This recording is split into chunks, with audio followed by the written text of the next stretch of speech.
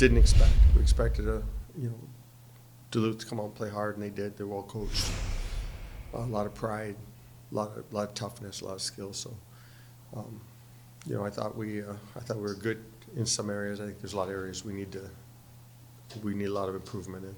I think it's just about being ready. You know what I mean? It's understanding the game. So again, there were no surprises.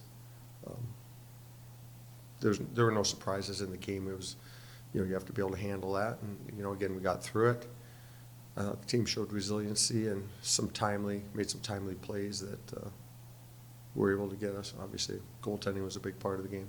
Yeah, the result was good. We have a lot of work to do in a lot of areas. We certainly have to coach better. There's no question about that. We have to, play better. We have to, can't rely as much on Blake as we rely on him.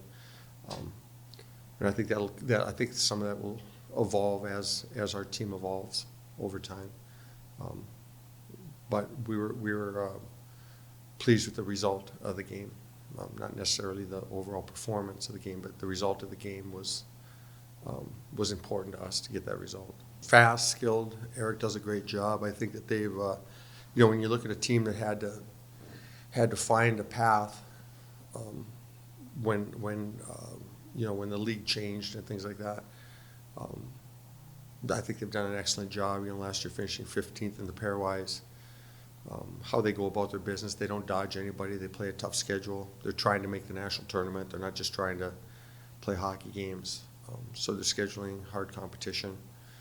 Had a good weekend last weekend overall against Denver. Now on their side of it, not the result that they wanted on the scoreboard, but on the Saturday night they controlled the play against Denver, which is not easy to do. And Denver was able to take advantage on the big ice of some special team situations with the talent level they have. And but I would have to think Alaska will feel confident coming in here with the way that they play. That if the game in a lot of ways is 5-on-5, that they can, they can have some success, and it's going to be our job to try to take advantage of our ice.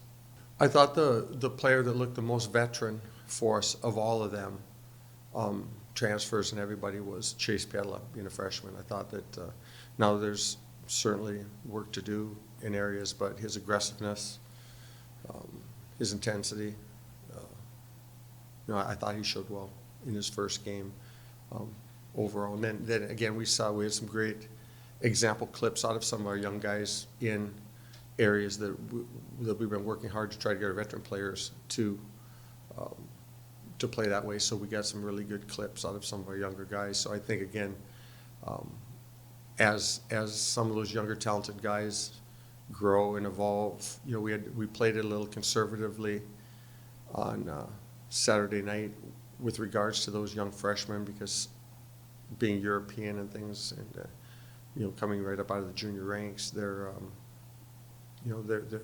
exposure is limited to this game. So we weren't trying to blow their confidence right away. So we kind of really tried to rely on our veteran players as much as possible in that game. And I think as our younger players evolve, that'll be our storyline going forward, I think. There was value in him getting going early. He was by far our most productive player in every category. Offensively, at the forward position. So 5-on-5, I thought he did an excellent job.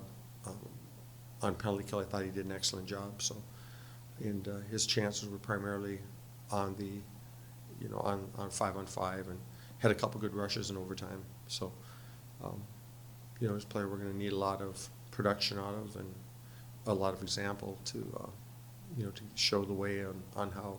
Show the younger guys. Younger guys right now are watching. They're like we all are. When we're new to something, we watch and learn and see how things are done, and what works, what doesn't work, and until